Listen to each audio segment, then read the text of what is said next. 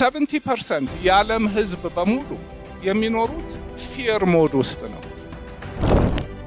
20 ቤት ሆኜ ምናምን ሙሉ ሳምንት 4 ሰዓት ብቻ ልተኛ እችላለሁ ያለው። እኛ ሀገር በጣም በሰፊው የማየው ሰው ውሃ የመጠጣት ልምድ የለውም። የጥፋት እዚህ ሀገር በሞት የቧንቧ ውሃ አልጠጣም፣ ቢፈላም ባይፈላም። ለምን?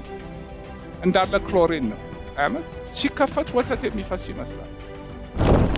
በቀን አንዴ ነው እንበላ ኖርማል። በቀን አንዴ ዝም ብሎ በፊትም ስላወራው ዘው ብሎ በቀን አንዴ መብላት አይቻልም። ትሬኒንግ ይፈልጋል።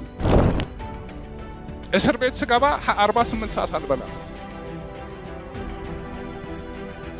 አይምሯችንን በሰውነታችን መቆጣጠር እንችላለን።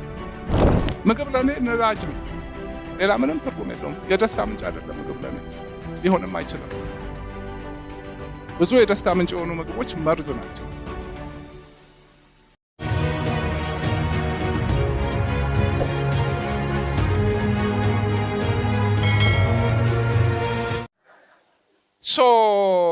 እንትን ፊዚካል አክቲቪቲ ሰውነት ላይ ነን አሁን። ፊዚካል አክቲቪቲ ይፈልጋል አልኳችሁ፣ ወሳኝ ነው። ያለሱ ሽባ ይሆናል። በጣም የማይፈልገው ነገር ደግሞ ብዙ ምግብ ነው። ለሚሊዮን ለመቶ ሺህ ዓመታት እየተራበ ነው ኢቮልቭ ያደረገው። እየተራበ አንድም ቀን ሁለትም ቀን ሶስትም ቀን ላይ በላ ይችላል።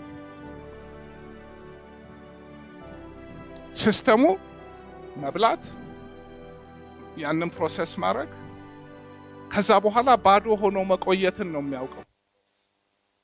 የሥራ አቅሙም ያ ነው። ሁሌ ዝም ብሎ ካሰራ ነው ይበላሻል። የለመደው ደግሞ አይነት ጥሬ ዕቃ አለ። ምግብ ለኔ ነዳጅ ነው፣ ሌላ ምንም ትርጉም የለውም። የደስታ ምንጭ አይደለም ምግብ ለኔ፣ ሊሆንም አይችልም። ብዙ የደስታ ምንጭ የሆኑ ምግቦች መርዝ ናቸው። ለምን? ይሄን ነገር እስካበላሹት መርዝ ናቸው። ይጣፍጣል። አዎ፣ ለምንድን ነው የሚጣፍጠን? ጥሩ ካልሆነ። በጥሩ ጊዜማ ፍራፍሬ ምናምን ይጣፍጣል። የሚጣፍጥ ነገር እያየን የሚመር ነገር እንደ መርዝ እንዳንበላ ዲዛይን ሆኗል። መሳሪያውን ዓላማ አድርገነው አሁን የሚጣፍጥ ነገር ብቻ እንፈልጋለን። ዓላማውን ስቶ ማለት ኬክ አልነካም፣ ግን ያው የራሴ የማሰራው ኬክ አለ። ዞሮ ዞሮ ከተቻለ ዋይ ኖት፣ ሲስተም የማይበላሽ ከሆነ። እሺ፣ እችንም ደግሞ ትንሽ ነክቼ ልሂድ። ስንበላ ምንድን ነው የምንሆነው? ልክ ይሄ ስንተኛና ሳንተኛ አለ። በብርሃን የምንገዛው ስኬጁል የምናደርግ ስራችንን መቼ ነው የነቃሁት ብርታት ያለው ጠንካራ ስራዎች በዚህ ሰዓት ልስራ? መቼ ነው ፉዞ የሆንኩበት? ምሳ በልቼ ከሰዓት ፉዞ ስራ ሰራለሁ። ኦኬ። ልክ ከዛ እኩል አሁን ብርሃን እንደሚገዛን ሲስተሙ ምግብ እየፈጨ ነው ወይንስ አይደለም? ሁለት ደግሞ ሌላ ስርዓቶች። ምግብ ስንበላ የበላነው ምግብ እንደ ምግቡ ብዛት እንደ ምግቡ አይነት 6-8 ሰዓት ይፈጃል። እዚህ ጋር ታኝኮ እዚህ ጋር ገብቶ አስባችሁት አንዱ አም ሹር ብዙዎቻችሁ ልቤ ምን ይመስላል እንዴት ነው የሚሰራው ብላችሁ አስባችሁ አታውቁም። ጭንቅላቴ ምን ይመስላል እንዴት ነው የሚሰራው? ጉበቴ ምን ይመስላል ደህና ነው ወይ? አይታሰብም። ለምን? በቃ ፎር ግራንትድ ይሄ ቆዳ ደርሷል፣ በቃ ይሄ ይመስለናል። አይደለም። እዚህ ውስጣችን የሌላ አንድ ዩኒቨርስ አለ፣ የረቀቀ ስርዓት ያለው አሰራር ያለው ከተረዳ ነው እንዳለ እንደ የምንገዛው የምንነዳው። ምግብ በምንበላበት ጊዜ ደም በሙሉ እዚህ ጋር ይመጣል፣ ኤነርጂ በሙሉ እዚህ ጋር ይመጣል። የማንበላው ነገር የለም፣ ተዘርዝሮ አያልቅም። ያንን ሁሉ ወስዶ ምን እንደሆነ ለይቶት በታትኖት ሰል ደረጃ አውርዶት ደም ውስጥ ከቶት ያ ደም ደግሞ እያንዳንዱ ቦታ አድርሶት የሰው ልጅ እንዲህ አይነት የረቀቀ ከባድ ስራ እስከዛሬ አልፈጠረም። በበላን ቁጥር ግን ይሄን ሆምወርክ እየሰጠነው ነው ሰውነታችን ያለማቋረጥ ማለት። አሁን አብሶ ደግሞ ያለ ገደብ እንዴት ነው የማይፈርሰው?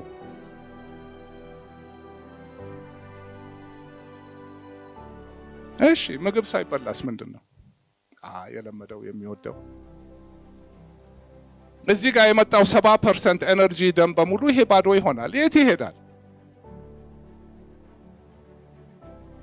ጭንቅላታችን ጋር በዋናነት ኮንሱም የምናደርገውን ኤነርጂ በሙሉ 25% ይሄ ነው የሚያቃጥለው። እችን የምታክለዋ ነገር ጡንቻ አይደለም፣ ስፖርት አይደለም። 25% እዚህ ላይ ነው የሚቃጠለው። ምግብ ሲመጣ ይሄንን ነው አምተን እዚህ ውስጥ የምንከተለው። ምግብ ሳይኖር ይሄ ሁሉ ይለቀቃል። እኔ አሁን ያለኝ የመቅለል ስሜት ምንም የምንሳፈፍ ነው የሚመስለው። ሙሉ ኤነርጂ እኔ ጋር ነው ያለው፣ አይምሮዬ ውስጥ ነው ያለው፣ ከላይ እስከ ታች 24 ሰዓት መቆም እችላለሁ እዚህ ምንም ሳይደክመኝ እስከ ነገ ባልበላም። ችግር ሲመጣ ምንድን ነው የማደርገው? አንዱ ጥያቄ የነበረው ጾማለሁ። እስር ቤት ስገባ 48 ሰዓት አልበላም። አይምሮአችንን በሰውነታችን መቆጣጠር እንችላለን። አሁን ኦለበሳድን የሆነ ደስ የማይል ቦታ ገባል።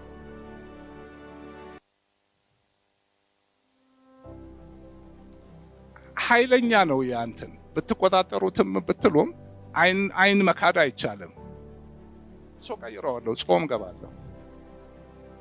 ሙሉ ኃይሌ እኔ ጋር ነው። ያኔ ምግብ መፍጨት ላይ ጊዜ ኤነርጂን አላቃጥልም። አይምሮ ጥርት፣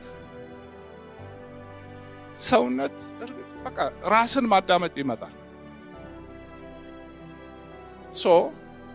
በቀን አንዴ ነው እንበላው ኖርማል። በቀን አንዴ ዝም ብሎ በፊትም ስላወራው ዘው ብሎ በቀን አንዴ መብላት አይቻልም። ትሬኒንግ ይፈልጋል። ሲስተሙ ራሱ በቀን 3 ያስለምደ ነው። ቀስ ብሎ በቀን 2 እያለ ነው የሚለመደው።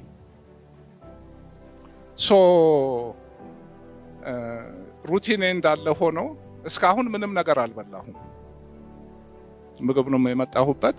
እነዛ ነገሮች እንዳሉ ያው ሁሉ ነገር ወሳኝ ነው። ከአንዱ ነው ቀኝ እጅ፣ ግራ እጅ፣ እግር፣ ውሃ የረሳሁት መጀመሪያ ስነሳ ማድረገው ነገር ውሃ ጠጣለሁ። ሌሊቱን ሙሉ ይሄ ጽዳት ሲሰራ የዋለው እንዴ ተከማችቷል እኮ የሆነ ቦታ። ልክ የደም ስራችን ሲስተም አይነት ይሄ ሊምፋቲክ ሲስተም አለ። በደም ስር ልክ ነው ያለው። ቆሻሻውን እየወሰደ ደግሞ መልሶ ባክታም በምንም የሚያወጣው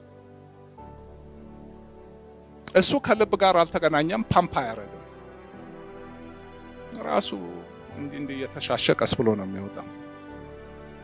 ምንድን ነው የሚያነቃንቀው? ውሃ። እንደውም ይሄን ፖይንት ጠንከር ማድረግ ፈልጋለሁ። እኛ ሀገር በጣም በሰፊው የማየው ሰው ውሃ የመጠጣት ልምድ የለውም።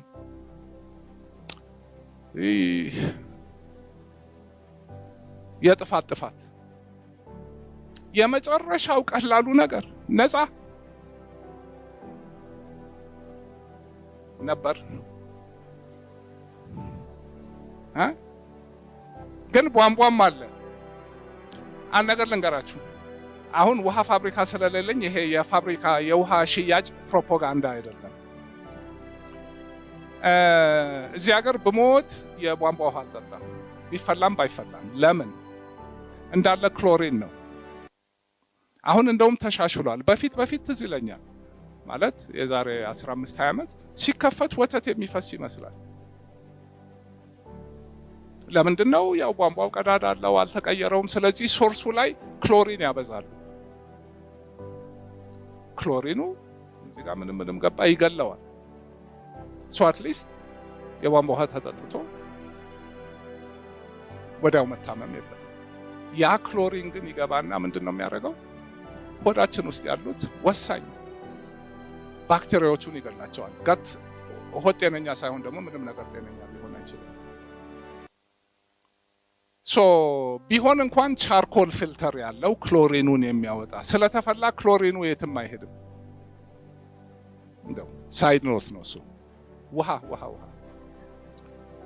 አብሶ በምጾም ቀን ዛሬ ሜቢ 4 ሊትር ጠጥቻለሁ ኦልሬዲ። አብሶ ጾም ሲሆን እያጸዳ ነው ምን እያለ ነው ምናምን ካልታጠበ መልሶ ቶክሲን ነው የሚያከማቸው። ሶ ውሃ በጣም በጣም ወሳኝ ነገር። አሜን። አይዋጥልኝም፣ አይጣፍጠኝም፣ ምናምን አይገባኝም።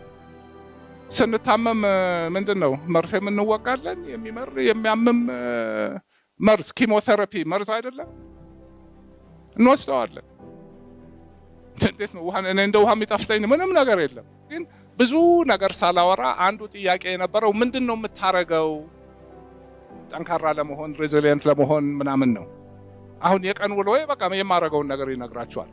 ከዛ ጀርባ ያለው ለምንድነው የማረገው ምኑ ኦኬ ለወደፊት ማወቁ ጥሩ ነው። ግን ቁም ነገሩ ይሄ ነው ካመናችሁ። ሶ ከሰዓት kind of ሌዚ ወርክ ይሰራል። እንደገና መልሶ ሲስተማችን ራሱ ኢቭኒንግ ላይ እንደገና የተበላውም ነገር ሄዷል ምናምን ሁለተኛ ዙር ጉልበትና ንቃት አለ። ከ12 ተኩል ሜቢ እስከ 2 ተኩል። ያ ደግሞ እንደገና የሥራ ጊዜ ነው። አንዳንዴ እዛ ጠዋት ስፖርት ካልሰራው በዛ ሰዓት ሰራለሁ። ከዛ ገፋቢል 4 ተኩል ስለሆነ የምተኛው ብቻ ገፋቢል ከ3 ተኩል ጀምሮ ብርሃን ተቀንሷል። ብርሃን እስካለ በቃ ሲስተሙ አሁንም ቀን ነው እያለ ነው። ጫጫታ ምናምን የለም። መልሶ ሲስተሙ የሚያረጋጋ ነገር ያኔ አልጋው ሲገባ ምንም የለም፣ ሽው ነው። ሶ ይሄ ፊዚካል ሰውነታችን ኢቮልቭ ያደረገበትን እናውቃለን፣ ምን እንደሚፈልግ እናውቃለን። እዚህ አሁን ዳታው ዓለሙ ተዛብቶበት እንዳይበላሽ ወደ ከዛ ጋር አጀስት የሚያደርገውን ነገሮች በማድረግ እዚህ ውስጥ ቢሆንም የአእምሮም የሰውነትም ጤንነት በሚጠብቅ ሁናቴ ጊዜ አጥፍተንበት ኤነርጂም ዋተቨር እንደ ማንኛውም ስራ መስራት ግዴታ ነው። በወጣትነት እድሜ እኔ ድሮ ትዝ ይለኛል 20 ቤት ሆኜ ምናምን ሙሉ ሳምንት 4 ሰዓት ብቻ ልተኛ እችላለሁ። በደግ ምንም አላውቅም። ለምን? የወጣት ሰውነት 40 50 60 70 በሄደ ቁጥር እዛ ቦታ ላይ ለመቆየት መስራት ያለብን ማካካስ ያለብን ነገር በዛው ልክ እየጨመረ ይሄዳል። ያንን ስለማረግ አሁን 67 ዓመቴ ቢሆንም ነገርኳችሁ፣ እዚህ ቤት ውስጥ የሚታገለኝ ሰው የለም። አይምሮዬ ጋር ስንመጣ ደግሞ እሱ መገንባት ልክ አሁን ሰውነታችን ስፖርቱን ምኑን መገንባት እንዳለብን ሳይገነባ እሱም ዝም ብሎ ሊገነባ አይችልም። ለመገንባት መስራት አለበት። እንደ ማንኛውም ጡንቻ ሲሰራ ይጠነክራል። ምንድን ነው የምናሰራው ታዲያ? እንዲያስብ ማድረግ። ምን እንዲያስብ? እሱማ ሁሌ 70% የዓለም ህዝብ በሙሉ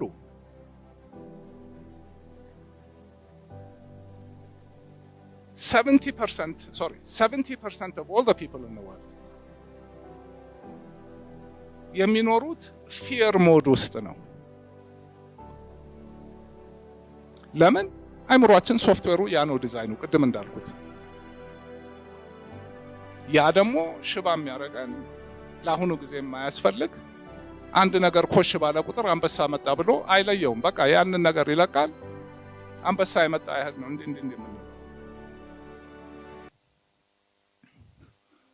ያ እንዳይሆን ምንድነው የሚቀይረው ነገር? ሶፍትዌሩን ሃክ አድርገን ሞዲፋይ ማድረግ አለበት። ዳታውን ደግሞ አንድ ኮንትሮል ማድረግ፣ ሁለት ደግሞ ትርጉሙ ላይ ሶፍትዌሩን መቀየር።